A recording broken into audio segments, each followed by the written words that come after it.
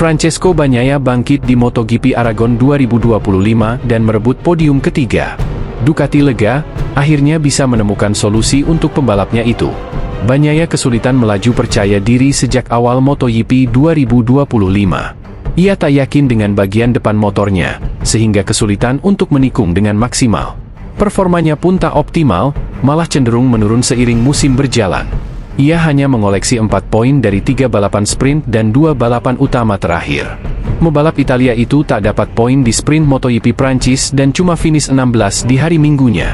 Pada seri berikutnya di Inggris, pemilik 2 gelar juara dunia itu finish ke-6 di sprint tapi gagal finish di balapan utama.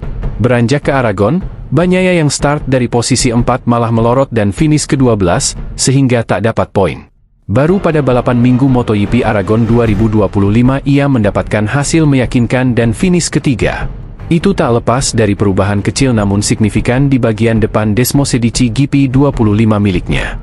Manajer tim Ducati Davide Tardozzi enggan mengungkap perubahan itu, tapi merasa lega melihat Bagnaia mulai lebih percaya diri. Bagnaia sempat bertarung dengan pembalap Aprilia Pedro Acosta di awal MotoGP Aragon 2025 dan berhasil membendungnya. Ia juga sempat memangkas jarak dengan Alex Marquez di depan, meski kemudian memutuskan menahan diri. Kami merasa senang banget buat Pecco karena dia tampak sudah kembali, dan kami sangat senang, sebab para insinyur sudah bekerja dalam beberapa balapan terakhir untuk mencoba menemukan lagi kenyamanan di area depan motor, ungkapnya. Hanya sedikit perubahan di depan. Saya tak mau mengungkapnya, mungkin Pecco yang akan bilang. Tapi apapun itu, saya rasa itu adalah sesuatu yang tak pernah terpikir oleh kami sebelumnya, tutup Tardozzi. Sementara itu, musim balap MotoGP tahun 2025 selalu menyajikan drama. Namun, di balik kecepatan, keberanian, dan teknologi tinggi yang dipertontonkan di lintasan, ada juga narasi yang kerap menimbulkan kontroversi. Salah satu nama yang tak lepas dari sorotan tersebut adalah seorang Marc Marquez. Bagi sebagian penggemar, dia adalah the baby alien atau pembalap jenius yang membawa angin segar ke MotoGP. Namun bagi sebagian lainnya menganggap, Marquez adalah pembalap yang kotor. Tapi apakah label itu sekadar sentimen emosional, atau ada dasar yang kuat untuk menyebutnya demikian? Marquez dikenal sebagai pembalap agresif. Debutnya di kelas Premier pada tahun 2013 langsung menorehkan sejarah dan menjadi juara dunia termuda dalam sejarah MotoGP. Tapi sejak awal, gaya balapnya telah menuai kontroversi.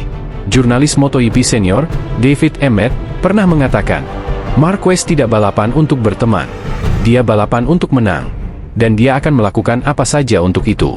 Kritik pun bermunculan, dari pembalap lain hingga penggemar. Mereka menyebut Marquez bermain kasar, tidak punya etika balapan, bahkan berbahaya. Valentino Rossi adalah rival terbesar Marquez. Rossi secara terbuka menuduh Marquez mengintervensi kejuaraan tahun 2015. Dia tidak menghormati kompetisi, kata Rossi saat itu. Dia bermain politik di atas lintasan. Dalam olahraga yang bergerak lebih dari 300 km per jam, batas antara agresif dan berbahaya sangat tipis. Direksi MotoGP telah mengatur penalti, long lap, drop position, bahkan larangan balapan. Namun tetap saja, subjektivitas sulit dihindari.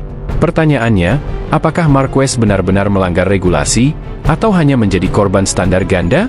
Menyebut Marquez sebagai pembalap kotor bukanlah tanpa dasar. Fakta dan rekam jejak mendukung opini itu. Tapi di sisi lain, banyak juga yang melihat dia sebagai sosok visioner, agresif, dan inovatif. Akhirnya, Marquez bukan hanya seorang pembalap. Ia adalah simbol dari dualitas dunia balap, kejeniusan dan kontroversi, kecepatan dan bahaya, keinginan menang, dan batas-batas moralitas. Apakah Marc Marquez adalah pembalap yang kotor? Atau justru dia cerminan MotoGP yang sesungguhnya, liar, tidak terduga, dan brutal? Itu semua tergantung dari mana Anda memandangnya.